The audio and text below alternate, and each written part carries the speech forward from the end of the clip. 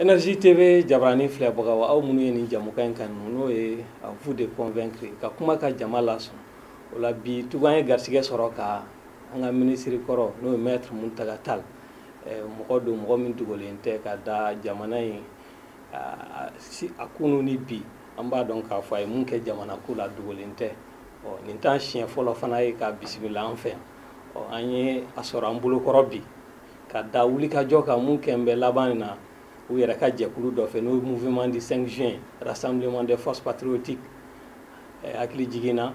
le 5 juin u bɔra ka ɲini jamana ɲɛmaa n'a ka régime fɛ ko ka walan sɛmɛ o wulikajɔw bɛ sen na u ye bɔli wɛrɛ boloda n'o ka ɲi ka kɛ juma nata juin kalo tile 19 o wulikajɔ kɔnɔna na an b'a ye k'a fɔ président yɛrɛ bɔra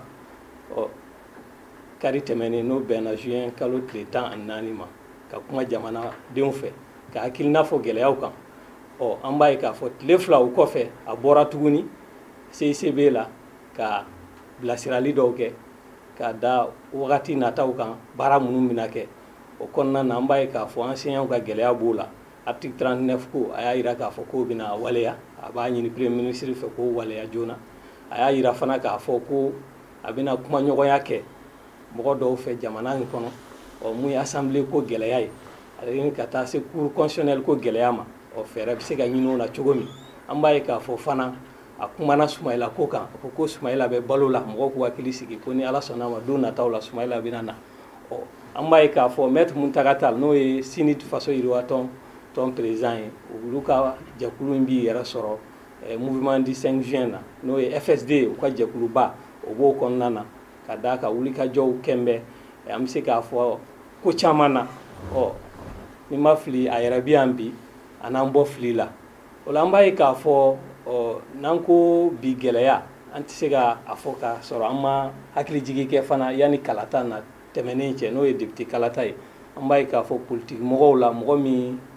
kumana kosɛbɛ k'a ɲini président fɛ ko ka député kalata in bɔ a dɔgɔkɔrɔ maître Muntaga Tall b'o la ka da gɛlɛya caman kan a ko labɛnw ma sabati k'a bɛ se ka na ni kɔlɔlɔ ye a na ɲɛfɔli k'an ye n'o y'a sɔrɔ bi an bɛ gɛlɛya mun kɔnɔ n'o y'a sɔrɔ kalata nɔ b'o la yan'o cɛ monsieur le ministre an b'i fo an ka weleli jaabili la. Auzu billahi mina shaitanir rajim bismillahir rahmanir rahim. Timbo n b'i fo n bɛ Énergie TV fo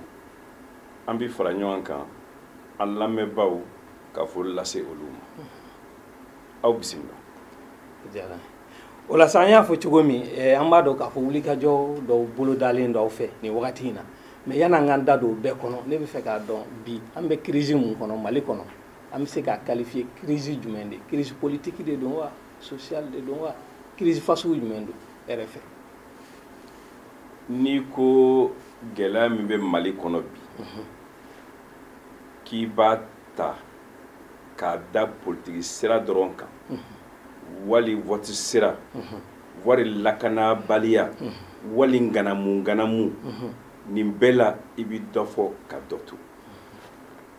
Mali bɛ gɛlɛya min kɔnɔ bi tɔgɔ kelen de b'a la malidenw bɔra k'u bolo si maa dɔ ma k'o ta k'o ye président ye san 2013 u nana ye san 2018 k'a fɔ doni a tɛ se a kɔrɔ doni ka kan ka jigin nka a ye a yɛrɛ kɛ président kura ye ni cour constitutionnelle ka dɛmɛ ni nkalon ye doni b'a kun halisa a tɛ se a kɔrɔ doni dun a takun ye mun ye an ye fɛn fɔta ka se ka basi sɔrɔ o la maliyɛnw ka bɔ o gɛlɛya kɔrɔ a bɛna dun ka fa la a bɛna kɛnɛyako la a bɛna kalanko la a bɛna lakanako la a bɛna tilennenko la jamanadenw ni ɲɔgɔn cɛ mara bolofara bɛɛ dɛsɛ kɛra nin bɛɛ la nka nin bɛɛ ju ye fɛn kelen de ye ka forobafɛn ta k'a kɛ maa damadɔ ta ye ka Mali kɛ lemuruba ye k'a ta k'a bɛn maa damadɔ da ma nganamu kɔnɔ ani yurugu kɔnɔ gɛlɛya min bɛ yen a ju filɛ nin ye yɔrɔ si tɛ Mali kɔnɔ bi a kɔlɔlɔ tɛ yɔrɔ bɛɛ yurugu hali kaka sababu hali an ka lakanabaw olu ni maramafɛn min ka kan walasa ka malidenw lakana ka an kumabɔ nganamu ni yurugu sera o bɛɛ ma fɛn min ka kan ka don kalan na a sera o ma a tɔ ye mun hali tile fila in na an y'a mɛn k'a fɔ jabali mara la an ka militaire 24 ɲɔgɔn tora tunu na an b'a dɔn k'a fɔ o bɛɛ ye kunnasiri an bɛ tasibila kɛ ka taa n'o y'a sɔrɔ minnu tora a la o la an bɛ tɛmɛ ni babu ye monsieur le ministre an b'a dɔn k'a fɔ i ye gɛlɛya mun fɔ gɛlɛyaw ka ca mais bi wulikajɔ dɔ kɛnbɛ aw fɛ wulikajɔba le 5 juin ta a ma dogo mɔgɔ si la mali dɔrɔn tɛ hali diɲɛ fan bɛɛ bɛɛ y'a ye jama mun bɔra a ka dɔgɔn a ɲɔgɔn ka bɔ tan ka fɛn dɔ ɲini ɲɔgɔn fɛ e yɛrɛ fɛ mun de ye kow teliya tan n bɛ fɔlɔ i ka hakɛ to n ye i ye jabali ko min fɔ an ka finitigi 20 ni kɔ tora a la ala k'u hinɛ k'u dayɔrɔ suma seyidu sugudu ala k'u fara alijinɛ mɔgɔw ka sini nka hali bi préfet 2 minɛna o ala k'u ɲuman sagi u ka du kɔnɔ nin bɛɛ ye marako jugu de ye Sumayila bɛ bolo la an kun bɛ se o ma kɛrɛnkɛrɛnnenya na Sumayila bolo la o bi don i ye ɲininkali min kɛ sisan mun ye nin ko goloba Timbo ne ye ladili kɛ n bɛ se ka fɛn fɛn fɔ n bɛ se ka fɛn fɛn kɛ n y'a bɛɛ fɔ n y'a bɛɛ kɛ n ko nin vote in an kana kɛ n ma sera kalata ɲɛ dɛ n siranna min bɛ a kɔfɛla ɲɛ bari n ye fɛn 4 de ye a bi gɛlɛya ni kalata in kɛra an ka se ka bɔ o kɔnɔ o fɔlɔ tun ye mun ye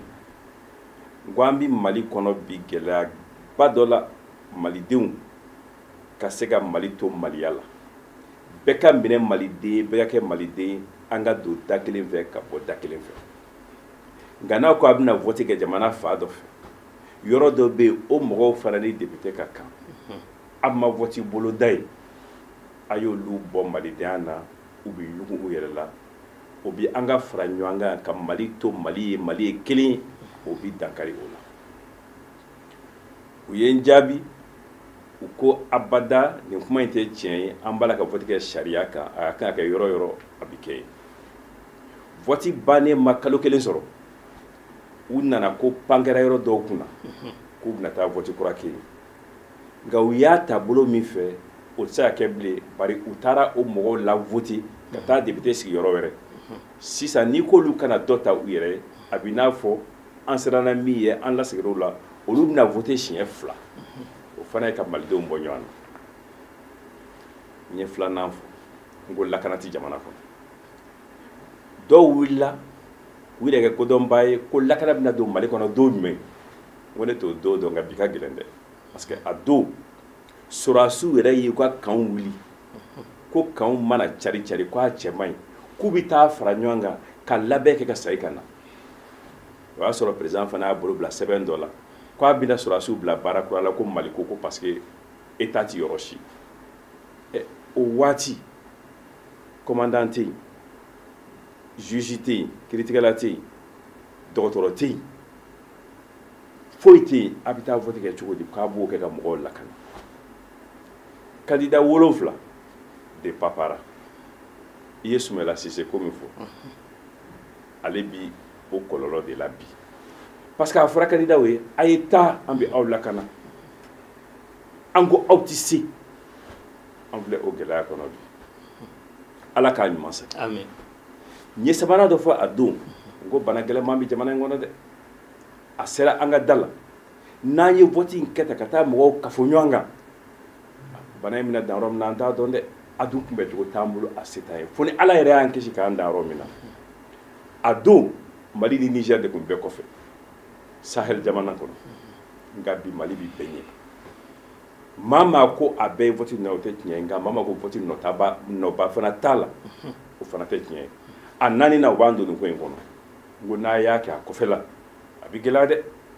bari vote bi kɛla Mali kɔnɔ kɛcogo min na a bi kɛla ni sariya min ye fura si t'a la a bɛɛ ye sonyɛni ni nanbara ye a y'a kɛ président sigi la o ye maa 25 ye nka n'a y'a kɛ député sigi la o ye maa 100 caman ye a bi gɛlɛya a kana kɛ an kana gɛlɛya fara gɛlɛya kan. An y'a yɔrɔ damadɔw bɛ wulikajɔ yɛrɛ kɛra la Sikaso b'o la ka na se Kati commune 5 commune 6 commune 1. ɲɛ b'a la o ye mɔgɔw b'o min fɔ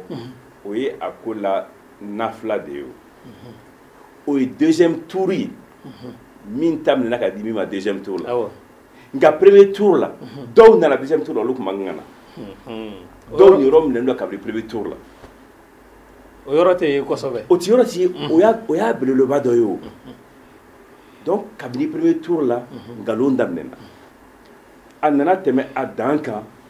deuxième tour de la cour constitutionnelle ka baara fɛ o de la kabini n'a ma kɛ ne y'a fɔ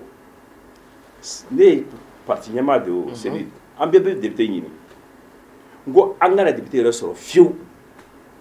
nka an ka malidenw ka lakana n'u ka ni kumabɔli wusa ni vote ni député a don mɔgɔ m'o fana kɔrɔ faamu min bɛ yen bi n'a bɔra tɔgɔ la assemblée bɛ min n m'a fɔ député dɔ tɛ yen min ma sigi ka ɲɛ dɛ nka min ma sigi ka ɲɛ dɔ ka ca min y'a sɔrɔ tiɲɛ kan yɔrɔ dɔw bɛ yen plainte ma don nka min kɛra a tɛ se ka lakale a kɛra min na dɔrɔn u y'u sigi k'a fɔ hali n'an sɛgɛnna a kan nin hukumu kɔnɔ a bɛna juguya ni nin nkalon ni nanbara fɛ. D'accord. An bɛna na tila ka se o ma n'o ye fɛɛrɛ minnu b'o la mais an b'a dɔn k'a fɔ a ye ɲɔgɔn sɔrɔ jɛkuluba dɔ kɔnɔ n'o tɔgɔ ye bi mouvement du 5 rassemblement des forces patriotiques an b'a dɔn jɛkulu caman de kɛmɛ ka ɲɔgɔn sɔrɔ o kɔnɔ Semasi b'o la Mamudu Diko Imam Mamudu Diko ka tɔn ka fara FSD ka aw yɛrɛ politique tɔnw bɛ ɲɔgɔn sɔrɔ mun kɔnɔ ni depuis kalata tɛmɛnen aw bɛ ɲɔgɔn fɛ ka na se jɛkulu wɛrɛw ma PCC ninnu ka na se Espoir Mali kura ma ani jɛkulu kura minnu nana fara aw kan an ko an ta ye Maliko ye Madame Si Kayatou Sow ninnu Modibo Sidibe ninnu mais ne fɛ k'a dɔn e bɛ se ka mun fɔ mun de b'aw bɛɛ sɔrɔ nin kɔnɔ yɔrɔ point commun mun b'aw ni ɲɔgɔn cɛ parce que an b'a dɔn k'a fɔ aw ka laɲiniw tɛ kelen ye. An ka laɲini bɛɛ tɛ kelen ye nka min y'an fara ɲɔgɔn kan n'o ye an bɛɛ ka jɛ laɲini ye Mali kumabɔli Mali ko n'i y'o ta danfara tɛ an ni ɲɔgɔn cɛ o de kama i ye FSD min fɔ Front pour la sauvegarde de la démocratie ka na se CEMAS ma ka na se EMK ma ni saba de fɔlɔ kafora k'a fɔ an ka bɔ ka Mali kumabɔ an nana ye k'a fɔ ni Mali ko don o tɛ se ka kɛ maa halala ye maa ko n fana bɛ Mali ko la min bi sen na o tɛ bɛn Mali ka dawula banna Mali ka bonya banna danbe tɛ Mali kɔnɔ bilen hɔrɔnya tɛ yen min ni min ka kan o tɛ yen bilen n ye fɛn fɛn fɔ sisan n tɛna segin o kan kalan tɛ yen foyi tɛ yen lakana tɛ yen maa ko an ka fu siri nin ko la Mali ko yɛrɛ kana na dabila an k'u bɛɛ ma aw bisimila bɛɛ nana an ko o tuma n'an ye min fɔ n'o b'an kɔnɔ hali tɔgɔ an k'a falen an ka fɛn dɔ ta bɛɛ b'i yɛrɛ sɔrɔ min kɔnɔ tɔgɔ min bi bɛn bɛɛ ma ani tɔgɔ min b'a yira k'a fɔ an t'an kun fɛ i ye min fɔ mouvement du 5 juin ko dɔ kɛra 5 juin Mali bɛɛ y'o ye rassemblement des forces patriotiques o kɔrɔ ko di maa minnu dusukun ni u ni bɛ Mali ko la olu ka fara ɲɔgɔn kan an b'o de kɔnɔ. Laɲini bɛɛ k'u ka na ni yɛlɛma ye mais n'o don mun de la 2018 la aw tun ma fara ɲɔgɔn kan ka mɔgɔ kelen soutenir candidat cɛ la ni jɛkuluba tun tɛ se ka kɛ yan'o cɛ kalata cɛ. N'i nana ni tɔn caya ye jamana kɔnɔ i b'i jɛ n'a ye ni vote sera candidat ka caya o fila o bɛ taa ɲɔgɔn fɛ ni min sera o kɔnɔ k'a fɔ anw ka fara ɲɔgɔn kan olu bɛ fara ɲɔgɔn kan nka ni min ko ne bɛ taa o tɛ baasi ye jamana ko la min ka gɛlɛn o la minnu hakili ye kelen ye yali baara kɛcogo la olu bɛ se ka ɲɔgɔn sɔrɔ deuxième tour la wa i bɛ se ka ɲininkali k'o la mun na deuxième tour la an ma fara ɲɔgɔn kan o de ko don parce que ne ye premier tour nkalon ye n y'a jira k'a fɔ deuxième tour in i bɛna taa fɔ dɔrɔn de ka fara ka tiɲɛ ta ka di nkalonitigi ma tu vas légitimer la fraude. Timbo. An kun tɛmɛna nin kan CEDEAO ka laɲini kɔnɔ an da bɛ se o ma parce que u bɛna sini Mali kɔnɔ nka n'i taara vote la n kana fɛn sɔrɔ ye tiɲɛ n denw ka bureau de vote n tɛ fɛn sɔrɔ n furumuso ka député vote la bureau de vote n tɛ fɛn sɔrɔ n kɔrɔw ta la n t'a sɔrɔ n dɔgɔw la n t'a sɔrɔ an karamɔgɔ i bɛna sɛbɛn bɔ k'a fɔ min bɔra tiɲɛ na o filɛ nin ye nka cour constitutionnelle taara min fɔ o filɛ nin ye k'o bila internet kan dɔ kɛra dɛ o dun kɛra ni dalu minnu ye foyi ma falen o la donc n'i taara o la deuxième tour la i bɛ t'i kun de di a cibaa ma. Oh mais maître Muntaka n'o kɛra o la législative la i taara i kun di a cibaa ma. mais ni faranga kun kɛra mɔgɔw b'a dɔn k'a fɔ a ka d'aw ye ka fara ɲɔgɔn kan ka mɔgɔ kelen dɛmɛ. An m'o de walew ye. Fara ɲɔgɔn kan ti kɛ fara ɲɔgɔn kan kama fara ɲɔgɔn kan bi. deuxième tour la an y'a ye Sénégal o kɛra ka Macky Sall passé. parce que vote kɛra tiɲɛ kan n'a kun kɛra nkalon kan Macky Sall kun tɛ passé. min bɛ anw fɛ yan bi vote ko la fura si t'a la n'a ma yɛlɛma kabini san 1992 minnu ye fanga ta k'a di ɲɔgɔn ma bɔcogo t'a la u bolo ko a bɛɛ kɛra nkalon kan fo bi 92 vote kɛlen ne bɔra ne kuma na o politique mɔgɔ ka taa ORTM na journal de 20 la k'a fɔ kuma a fɔlɔla o de la ne kuma na n ko nanbara kɛra a fɔra ko min ye n jɔyɔrɔ o tɛ n jɔyɔrɔ ye nka n jɛna Mali kama n ye maaw wele ka taa balontakɛnɛ na u nana yɔrɔ fa sɛgɛrɛ o kan bi kuma tɛ ten dɛ a vidéo bɛ yen a sɛbɛnnen tun don l'essor kɔnɔ a don an nana b'o la ka na don vote la ko kura san 2002 san 1997 kopo ko nana bɔ o kɔnɔ a tɔ tora Alpha ani Mariba Touré ye Mali yɛrɛ ma deli ka yobo yaba ka se min kɛra o waati la parce que vote bɛɛ kɛra sonyani ni nkalon kan an bɔra o la o kɛra position bɛɛ ye an nana 2002 la IBK bɔra k'ale nin yɔrɔ minɛna ka di Soumaïla ma an bɔra o la ka na 2007 la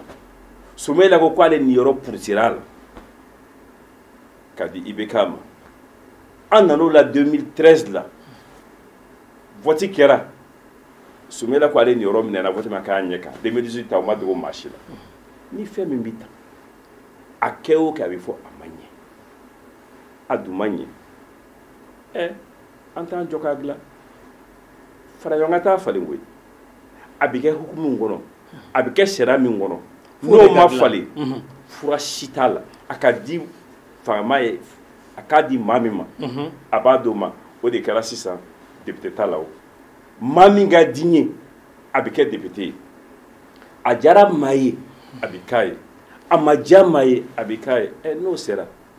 n'a sera o yɔrɔ ma nafoloba min bɛ don vote la an t'o don kalanko la ani furakɛli la o la sa nin b'an ladon an ka ɲininkali dɔ wɛrɛ kɔnɔ n'o ye aw ka bɔli fɔlɔ mun kɛra le 5 juin aw ka jɛkulu faralen ɲɔgɔn kan aw y'a ɲini k'a fɔ k'aw b'a fɛ président ka démissionner a n'a ka régime an b'a dɔn aw ye kɛlɛ mun kɛ démocratie nali la o kɔrɔ de y'a ye hali n'an bɛ république kɔnɔ ni mɔgɔ bɛ na fanga na i bɛ na kalata sira de kan o hakilina nana cogo di aw yɛrɛ fɛ an bɛ kalata de kɔnɔ koyi k'a fɔ président ka démissionner o tɛ kalata sira ye o ayi a ka bɔ yen an bɛ kalata de kɔnɔ kala de taara ka sɔn Mali constitution ma n'o y'an ka sariyaba ye o constitution kɔnɔ a sɛbɛnnen don ko président bɛ se ka démissionner a bɛ démissionner ni sira jumɛn ye a bɛ bɔ k'a fɔ ne démissionner ka papier signer k'a fɔ ne démissionner na mais a bɛ démissionner ka da kun min kan o tɛ sariya si kɔnɔ a yɛrɛ bɛ se k'a fɔ ne sɛgɛnna malidenw bɛ se k'a fɔ jamanadenw bɛ se k'a fɔ y'an tɔɔrɔ sabali a b'a fɔ tiɲɛ don a bɛ se k'a fɔ ne yɛrɛ n tɛ se donni in kɔrɔ a b'a bila mais ne ko maa bɛ yen ni dan b'i yɛrɛ la k'i bɛ sariya ko ɲɛdɔn Mali la i kana sariya kisɛ kelen fɔ ne ye min b'a yira k'a fɔ k'a ɲini président fɛ ko démissionner fanga bila ko o ni sariya ti taa ɲɔgɔn fɛ. A jaafusalen don wa peuple bɛ se k'o jaafusa président kan wa parce que an b'a dɔn constitution kɔnɔ article 121 b'a désobéissance civile de fɔ. ne ma désobéissance civile fɔ ne ko k'a fɔ président ma i yɛrɛ k'i sigi k'i miiri Mali y'i bonya malidenw ye fɛn ta ka d'i ma lala yɛrɛ kun sigilen tɛ n'a ye i yɛrɛ ɲɛ b'a la bi fɛn min dir'i ma i tɛ se a kɔrɔ maliden kelen ni fila tɛ pour que i k'a faamuya k'a fɔ maa fila ni maa saba ko tɛ malidenw bɛ bɔ kulu la i ka u ye i k'u kumakan mɛn k'a sɔrɔ u tɛ tiɲɛni ko wɛrɛ la k'a ɲini i fɛ i yɛrɛ k'i sigi hakili jagabɔ k'a fɔ malidenw ye min di ne ma bonya bɛɛ bonya kɔsa i b'i mandi n b'a saki u ma bari n tɛ s'a kɔrɔ sariya sɔsɔli bɛ mini sariya sɔsɔli bɛ mini an b'a n'a hakili de yira ɲɔgɔn na ka jama bɔ a k'a ye k'a fɔ ko maa fila ni maa saba ko tɛ ko Mali ko de don ale ka sabali a k'a bila. ɔ aw ka bɔli la aw ye ultimatum yɛrɛ di a don k'a ɲini ko yanni 18 heures cɛ ka démissionner ɔ o kɛra hukumu jumɛn kɔnɔ o tɛ tɔnɔmini dɔ ye k'a tigi bolo tɔnɔmi wa. Ka sinsin laɲini kan ani bolo tɔnɔmi tɛ kelen ye o ye ka sinsin an ka laɲini kan k'a yira k'a fɔ laɲini tɛ ten dɛ an b'an sɛbɛ de la an lamɛn i ka malidenw lamɛn i k'u gunakan lamɛn i ka hinɛw la i k'a to u ka fiɲɛ samayɔrɔ sɔrɔ bari fiɲɛ samayɔrɔ tɛ e ka fanga in kɔnɔ bilen wa i kelen kana taa fana koyi i taatɔ i k'i ka baw fari i bolo ka taa n'o ye. olu de ye jɔnni ye tan ani minnu ka ɲi ka taa. an b'a tubabukan na fɔ a ma régime bamanankan na fɔ a ko fanga a ka fanga n'a bolofaraw a n'u ka taa. bolofaraw ka ca. ɔ sisan ko an k'o ta kelen kelen de yan. mun aw yɛrɛ bɛ minnu kɔ u ka taa. non an bɛ minnu kɔ o tɛ minnu ye damatɛmɛ wale kɛ kɔsa in na bɛɛ n y'a fɔ assemblée in tɛ assemblée ye a bɛ to yen mun na cour constitutionnelle de ye nin bɛɛ kolokolo a bɛ to yen mun na institution wɛrɛw bɛ yen minnu ka waati min bolo dar'u ye o banna o bɛ to yen mun na mais an b'a fɔ fana a bɛɛ parce que dɔw bɛ yen o tɛ ye wajibi ye est ce que i ye cour suprême tɔgɔ mɛn maa da fɔlɔ. ayi olu saba de ko don président ka institution assemblée ani cour constitutionnelle. anw ye min fɔ ne kelen tɛ jama kuma an ko le président et son régime an ye o de fɔ. ɔ Mutakata an b'a dɔn k'a fɔ a don kelen in na fara ɲɔgɔn kan tɛmɛnen kɔfɛ mɔgɔ dɔw ye sira minɛ ka taa président yɛrɛ jabala yɔrɔ la n'o ye Sebeni kɔrɔ ye ɔ o walew e yɛrɛ ye sariya dɔn mankan ye est ce que o bɛ laɲiniw kɔnɔ wa. ne bɔra o wale kalama gouvernement kɛlen ka communiqué kɛ k'a fɔ ko maa dɔw bɔra k'a fɔ u bɛ taa Sebeni kɔrɔ. aw ka jɛkulu tulomanw yɛrɛ dɔ don olu tun b'a ɲɛfɛ. ne ko ne bɔra nin ko kalama gouvernement kɛlen ka communiqué kɛ k'a fɔ ko mɔgɔ dɔw bɔra k'u bɛ taa yen nka ne ka kuma min nɔfɛ maa miliyɔn kelen fo ka tɛmɛ kan o bɔra yɔrɔ min na u kana fɔ ko maa 100 ni maa 300 ka kɛ wale bɛ se ka nɔgɔ bɔ ka wale ka bonya bɔ o ko kan yan'a ka kɛ u m'an wele yɔrɔ caman ko an k'a bila bari Bamako bɛna dafiri wa dɔw yɛrɛ ko Mali bɛna dafiri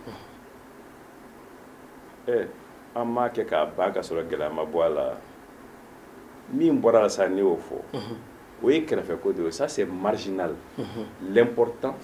c'est que plus d'1 million de Maliens olu nana fara ɲɔgɔn kan hɛrɛ ni baden kɔnɔ ka t'u ka so hɛrɛ ni baden kɔnɔ u nana n'u ka laɲini n'u hakilila ye u ma bɔ o kɔnɔ a ma sɔrɔ o don nka u m'a bila bari Mali bi tɔɔrɔ min na o dɔrɔn de bɛ se ka Mali bɔ tɔɔrɔ kɔnɔ. d'accord o la sa an b'a dɔn k'a fɔ aw ka nin fara ɲɔgɔn kan in tɛmɛnen kɔfɛ tile 10 o kɔfɛ de président bɔra ka bɛn karidon ma juin kalo tile 14 o y'a ka adresse à la nation a kumana jamanadenw fɛ tile 2 o kɔfɛ tarata don an kɔrɔ juin kalo tile 16 a ye mɔgɔ dɔw wele ka na CCB la jɛkulu caman b'o la ka na hakilina wɛrɛ yira o président ka bɔli ninnu na a ye solution minnu fɔ don nataw la baara minnu bɛna kɛ a tɛ taa aw ka solution sira fɛ wa a bɛ se ka kɛ sababu ye ka dɔ bɔ aw ka wuli ka jɔ la wa kuma ye fila ye a bɔli ani min fɔra bɔli la yani an ka bɔ le 5 juin hakilila fɛn fɛn banna an y'a bɛɛ fɔ ni ne b'an kɔnɔ an bɛ fɛ ka nin bɛɛ kɛ o fara ɲɔgɔn kan ka t'o fɔ o de kɛra ka bɛn le 5 juin ma k'a ta ka n'an bɛ fara ɲɔgɔn kan ka di kuma fɔ fo ka taa se le 5 juin ma président ka baara kɛra mun ye sɛgɛ fili da la o b'o ji caya sɛgɛ a ma fili an min bɛ se ka kɛ ka se ka 5 juin fara ɲɔgɔn kan tiɲɛ o kɛra ji jukɔrɔ an taara a ye jama ye président n'i b'i ka jamana fɛ i bɛ jamana ka baara la nin fɔra ne ma nin kɛra ne ma na o tɛ k'an ka maa ɲɛmaa ye o ye tiɲɛ kɔrɔ an ka jamana kɔnɔ o dugujɛ i bɛ wuli i bɛ kuma i b'i ka sabara don i b'i ka taama bere ta tile 10 kɔfɛ maa ma kumakan a fɔlen tuma min na ko bɔli filanan bɛna kɛ min jama tɛna suma fɔlɔ la tile 10 kɔfɛ a bɔra ni mun ye ko kulu min bɛ yen n'a bɛ fɔ a ma ko mouvement de 5 juin maa bɛ so boli tɛ se ka nun kan dɛ hali an ka kulu o y'ale bolo kulu dɔ bɛ yen n'a bɛ fɔ a ma ko a bɔra ka na bari a fɔra ko dɔ wɛrɛ bɛ kɛ a bɛna se k'o tiɲɛ cogo di bari kuma in fɔra k'a ban ne ma maa ye fo sisan mɛ n tɛ Mali fɛn bɛɛ kalama min y'a fɔ ko kuma koloma fɔra a ka kuma kɔnɔ karidon kuma ye karidon kuma ko kuma jɔlen mɛ n'a kɔnɔ maa si m'a fɔ ni ye fɛn mɛn kɔnɔ min bɛ soma sama bɔ o kuma a bɔra mun na dade o ka wusa kuma sidɔnbali fɔ ye o tɛmɛnen a y'a ye o ma fɔ bɔ ko la d'ailleurs bɛɛ y'a fɔ ko a yɛrɛ nana tɔ bɛ ɲaamisa a ye tarata bɔli bolo da o la an y'a mɛn k'a ye wele bila u ma min na u y'an wele o tarata kelen ko an ka na n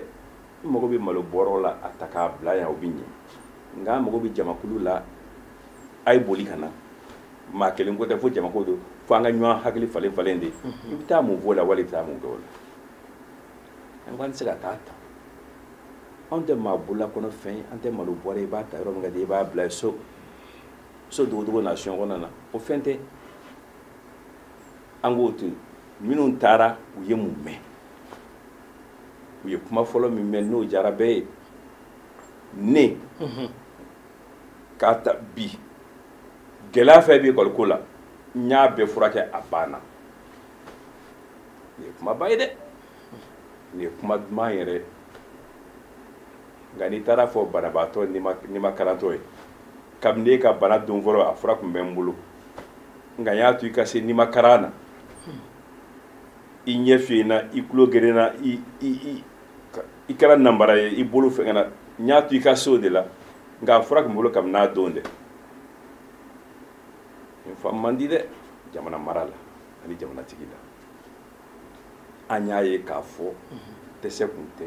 ja ban de tun don a fɔra ko laɲini fana a kɛli ma nɔgɔn musaka ko b'a la kosɛbɛ est ce que o de tun b'a ko sumaya e natɔ yan bi baarakɛla e ma musaka bɔ wa e ye musaka bɔ ka na i ye taji kɛ i ye bolifɛn na o wali i ye sotarama sɔngɔ bɔ wali i ye takisi sɔngɔ bɔ mun kɛ musaka n ko o musaka ko de y'u ni sɛndikaw bila ɲɛna sɛndikaw ma deli ka ban u ko sɛndikaw ma musaka ka ca a t'an bolo sɛndikaw ko an y'o faamuya n'a tɛ aw bolo an t'aw karaba nka anw ɲɛ bɛ aw la a b'a la ka min ta k'o tila an ni ɲɔgɔn cɛ yurugu ngaramu na o b'an ka ci ɲɛnabɔ a b'a la ka min ta fana k'o tila bɛɛ ɲɛna train de vie de l'État o b'anw ka ci ɲɛnabɔ ni o kun tɛ ni kɔli de don anw ye jamanadenw an bɛ jamana fɛ an bɛ sɔn ka kɔli tɛ dɛ ka anw ni min ka kan k'o minɛnw na ka t'o kɛ a yɛrɛ ka duguduguma ye an tɛ sɔn o de ma donc ne bɛ min faamuya nin na anw bɛ min faamuya fura b'a bolo kabi kuma jan nka o wari ka n'o wari bɛɛ bɔra sa ka don kalan na o tɛna tila ma u yɛrɛ dama ni ɲɔgɔn cɛ bilen koyi donc a taara o de la sisan duguduguma de taara ka na kɛ forobafɛn ye n'o tɛ a kun ka doya ka to duguduguma la ni fɛɛrɛ sɔrɔl'o la o fɛɛrɛ min sɔrɔl'o la o diyara an ye hali ni gɛlɛya b'a kɔnɔ halisa a waleyali k'a fɔ wari filɛ tɛ o an si tɛ dunan ye maliko la o mun y'a kɛ kalan wala bi sɛbɛ samiya fɛ n ko kɔrɔ de b'a la a kilasi tɛ yen o kilasi min bɛ yen bɛɛ b'a dɔn min don minnu bɛna kalan kɛ n k'u bɛ taa kɔrɔ la samiya fɛ i bɛna kalan kɛ kilasi kɔnɔ cogo di ji b'a la ka don i kan i sen bɛ ji kɔnɔ nka nin bɛɛ an ka laɲini kɛ fura ka sɔrɔ nin bɛɛ la o b'a jira k'a fɔ ɲinan san a sauver ka gɛlɛn a bɛ se ka baara tu nka a tɛ se ka dilan an bɛ se ka ɲɔgɔn nɛgɛ k'a baara tu nka a tɛ se ka dilan a tɛ kɛ san dafalen o ye fɛɛrɛ dɔ ye an b'a dɔn k'a fɔ o tun ye gɛlɛya dɔ ye aw yɛrɛ ka tɔnw cɛla an bɛ se k'a fɔ o mɔgɔw caman b'o la minnu bɛ taa aw ka wulikajɔw la ni fɛɛrɛ sɔrɔl'o la ka da problème wɛrɛw kan cour constitutionnelle ko ni assemblée a ye dɔ fɔ o fana na k'u bɛna ɲɔgɔn ye kɛ yann'o cɛ a ko gouvernement bɛna sigi d'union nationale malidenw ka bɛn gouvernement anw ma gouvernement ko kuma fɔ a ye o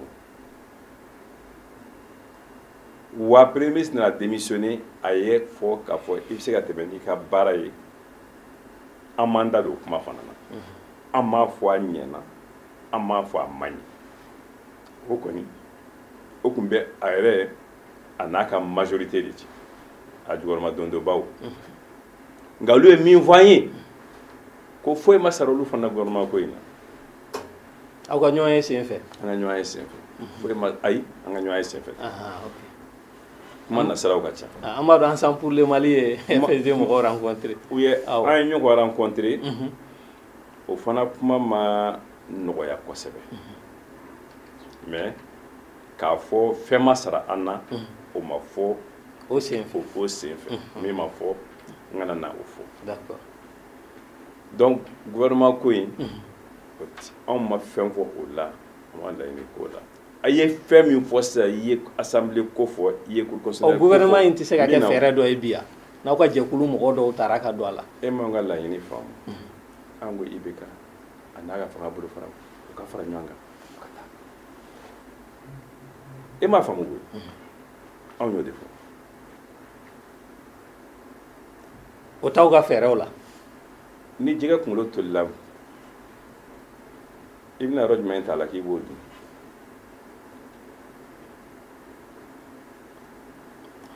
ko n'aw y'o fɔ an ye sisan ne t'o la o ko n'a kɛ jɛgɛ wusu wali jɛgɛ jala ye a ka régime a ye aw ko k'olu ka ta ka bɔ i y'a jira k'a fɔ k'aw bolo sinnen bɛ cour constitutionnelle ani assemblée ma a y'a jira k'a fɔ e y'o fɔ ne ko b'a la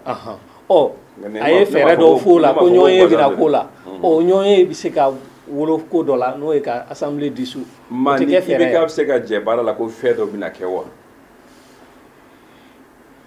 mun ma fɔ k'o bɛna kɛ dialogue national inclusif ko labɛn na mɔgɔw y'an bolo tɔrɔ min mun bɛ yen an ma sɔn min ma o laban ma kɛ anw kɔ bari fɛn fɛn fɔra k'a bɛna kɛ ten a ma kɛ ten wa an bɔr'o la accord politique de gouvernement fɛn jumɛn bɛ yen an ma bɛn min kan fo ka taa se a waleyali ma tuma min na a waleyali taara laban mun na n bɛ taa janfanti 2 ni 3 ɲini aw tula ka taa n'o ye Mali bɛ dilan ten wa donc ni e yɛrɛ ka kan ka kuma ni e kumana yɔrɔ min na foyi man kan ka da o kan nka ni e yɛrɛ ye barika bɔ i kumakan na n'i kumana ko kura mun bɛ kɛ. Ɔ ni wale tugura kuma kɔ k'assemblée dissous o tɛ kɛ solution ye bi ya cour constitutionnelle mɔgɔw mana démissionner o tɛ solution dɔw ye bi ya.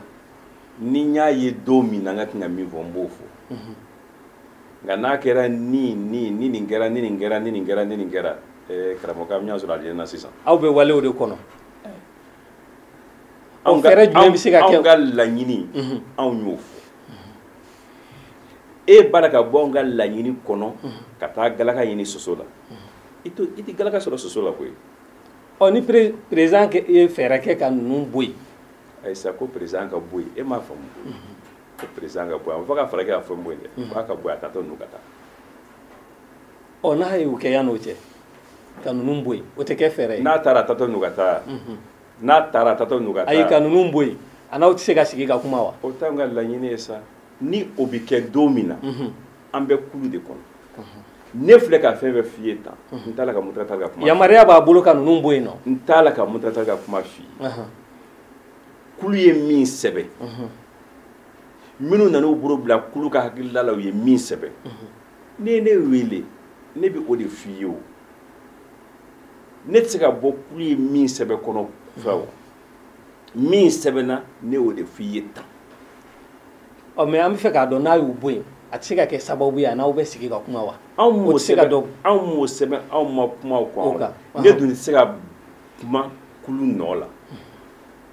ɔ mun de ye sigi ka fɔ gɛlɛyaw ni ɲɔgɔn cɛ président ni ɲɔgɔn cɛ an b'a dɔn k'a fɔ an y'a mɛn ko général bari sigi ka fɔ kɔrɔ fɛn fɛn kɛra a si ma bɔ a sira fɛ. Musa Tarawele an y'a mɛn k'o ye aw ka mɔgɔ dɔw wele Mamudu Diko Imam Mamudu Diko Choguel ka fara président yɛrɛ ni premier ministre kan k'u ye ɲɔgɔn ye dɔ kɛ o bɛɛ kɔfɛ an b'a ye k'a fɔ hali bi aw ka bɔli nata in k'a ma bɔ a dɔgɔ kɔrɔ.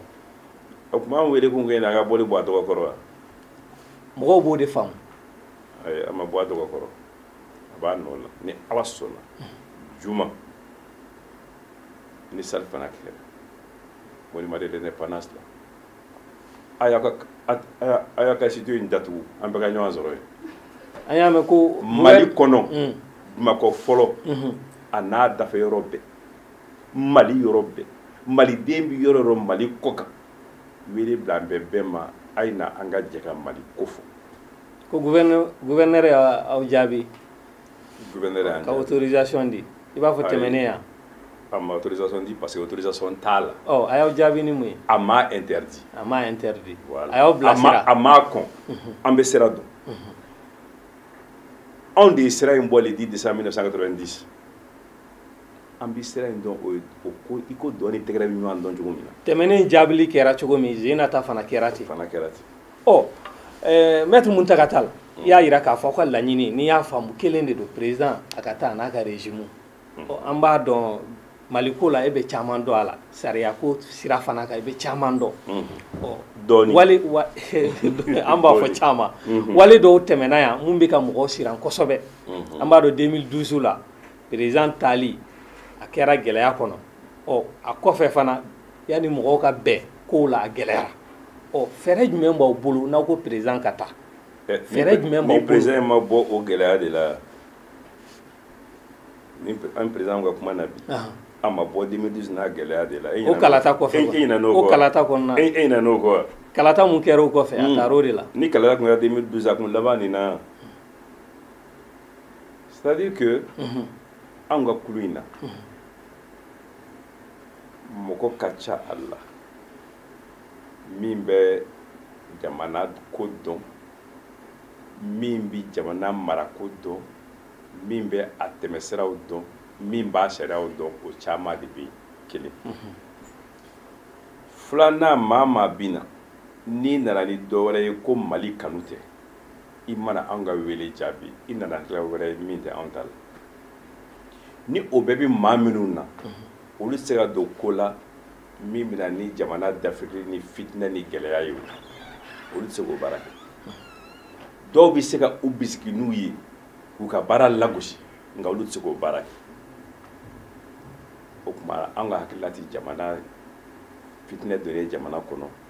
an ka hakilila ti gɛlɛya sifasi nanen gɛlɛya Mali kɔnɔ an bɛ min nɔfɛ Mali bɛ se ka lafiya cogo jumɛn kuma fila tɛ an bolo. ɔ a ka ca a ko la kodɔnnaw bɛ ɲininkali de kɛ ko chemin de sortie jumɛn b'aw bolo gɛlɛya kana na kɔfɛ an b'a dɔn k'a fɔ 2012 ta CEDEAO tilala k'i da don ko la ka sanction ben Mali kan a gɛlɛya sera population ma mɔgɔw bɛ siran o de ɲɛ u bɛ fɛ k'a dɔn fɛɛrɛ jumɛn b'aw bolo n'a ko président ka taa an m'a fɔ maa si ye ko an bɛna 2012 ta ɲɔgɔn kɛ an ni maa si da ma bɛn o n'a démissionnera ka taa kana démission bi kɛ 2012 tuma min na n ko y'a sɔrɔ fɛn dɔ de kɛra n ko démission de kɛra a fura ye 2012 aw ɲinɛ n'o kɔ a gɛlɛyalen ko a tiɲɛna ko dilancogo t'a la a fɔra ko démission de y'a fura ye ATT y'a ka démission kɛ o la o de ma kɛ a ko fura ye wa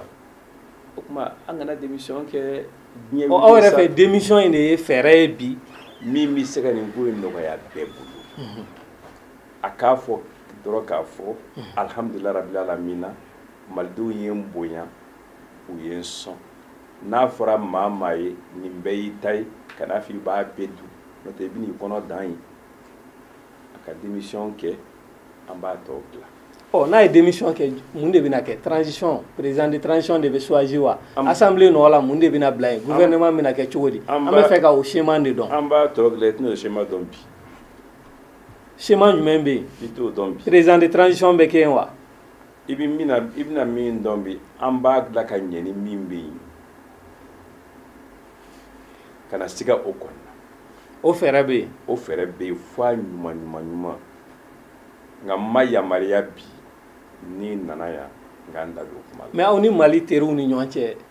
bi aw cɛ bɛ cogo di aw n'u bɛ ɲɔgɔn kalama wa n'o ye an ka partenaires ye corps diplomatique an b'a dɔn nin ko tɛ taa olu kɔ ni teriya ye tiɲɛ ye anw bɛ min na olu bɛna anw ɲininka o wa u nana an ɲininka fana Choguel ye kumana kunu k'a fɔ ko corps diplomatique doyen nana hakili fale kɛra CEDEAO bɛ na n'a y'a sigi ka nin ye jamana dɔ kɔnɔ min bɛ CEDEAO yɛrɛ kulu la k'a ma na a bɛ ɲininka n'a y'a ka baara kɛ nka min bɛ yen n'o ka bon n'a bɛɛ ye Mali a taabolo o ka ɲi malidenw de da fɔlɔ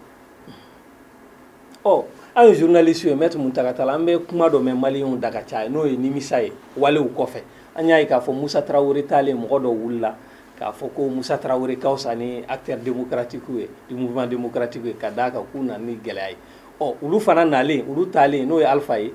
dɔw y'a jira ko Alpha kun ka fisa ni dɔ ye Alpha taalen ATT fana nana u y'a jira k'a fɔ ATT fana taalen k'o fana kun ka fisa ni tɛmɛnen ni IBK fana nana ta ten dɔw bɛ k'a jira k'a fɔ ko ATT fana kun ka fisa kɔfɛ a tɛna na nimisa ye wa e ka kuma i ka ɲininkali a n'a jaabi e ma mun de b'an bali ka nimisa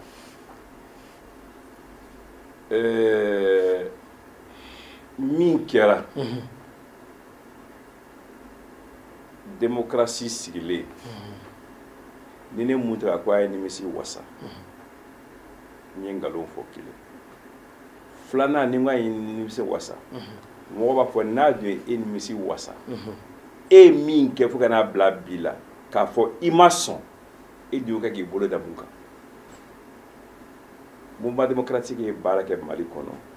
du 26 mars 1991 au 8 juin 1992 fɛn fɛn b'o kɔnɔ o bɛɛ mouvement démocratique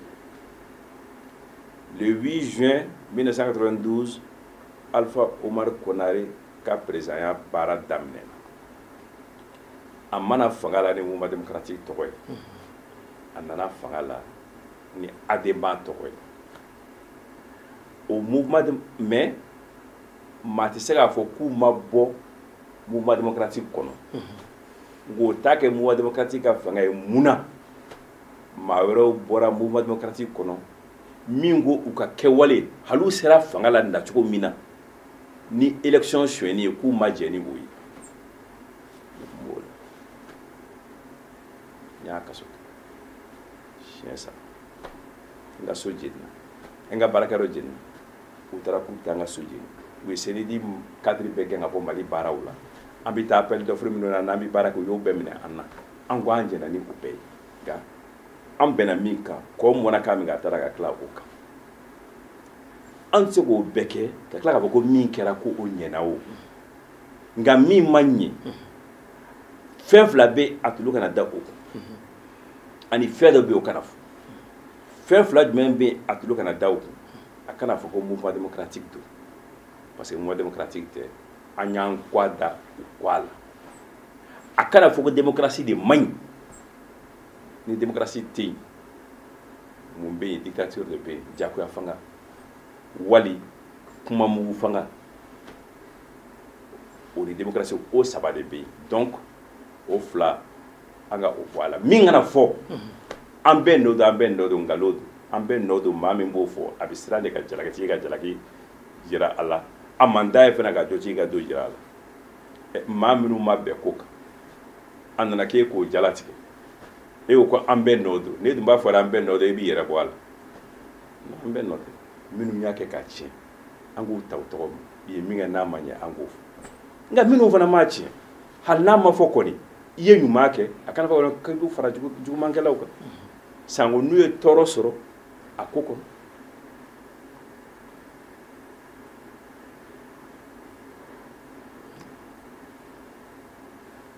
o la bi an bɛ se ka mun fɔ Mali gɛlɛya ɲɛmaa ko de don wa ou bien a bɛ jamanadenw yɛrɛ kan jamana ka ɲɛta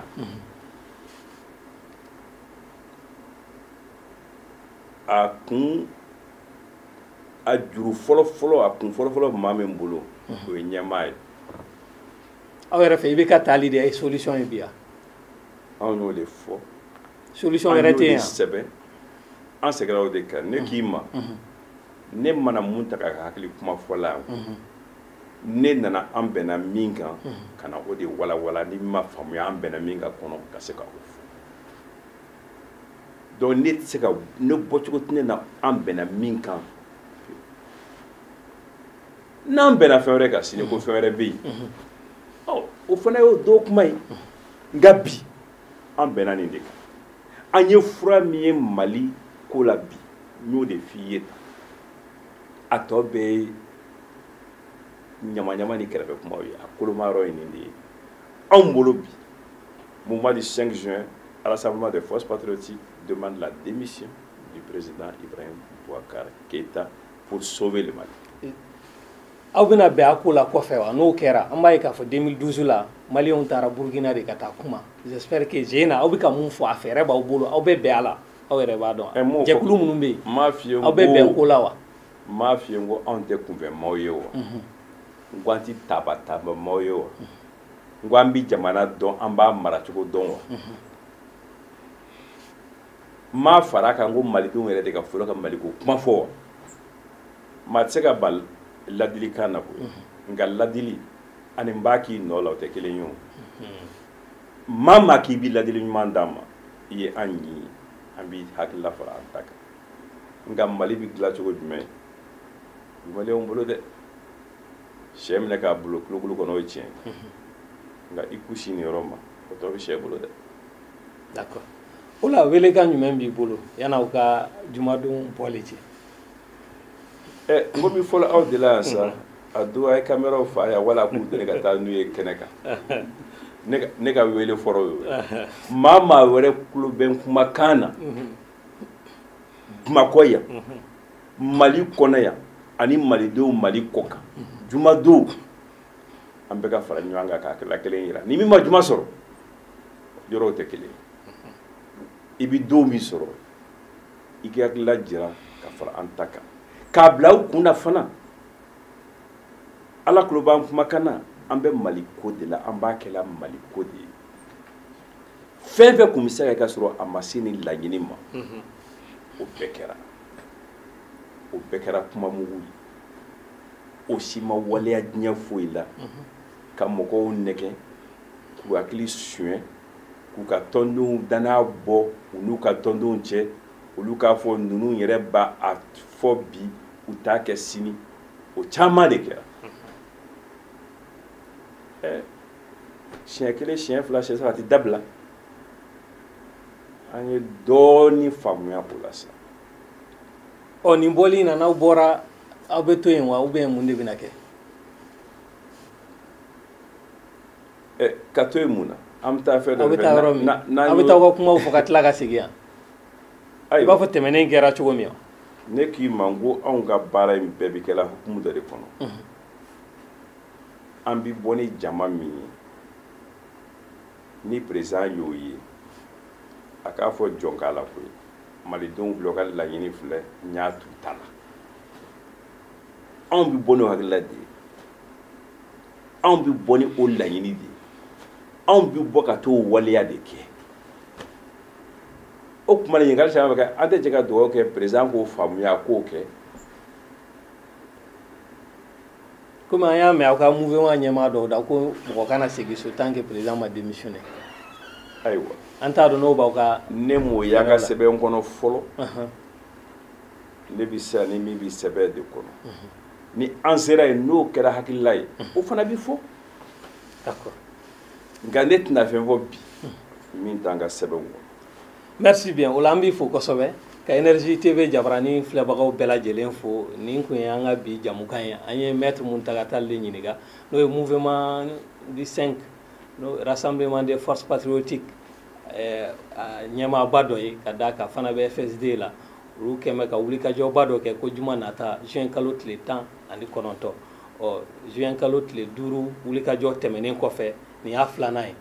u ka kumakan ma falen ko président ka walan sɛmɛ a n'a ka régime an n'an sigi ka kow lajɛ